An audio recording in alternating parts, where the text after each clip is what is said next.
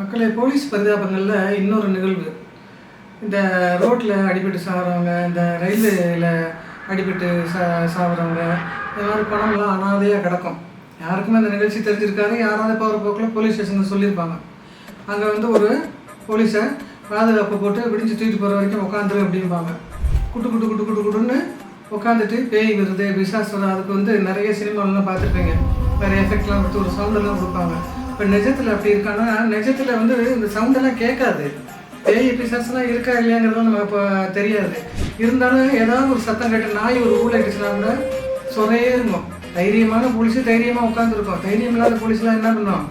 ஆந்தி எடுக்காத குறையாக புலங்கடிக்கு போய் தான் உட்காந்துருக்கோம்.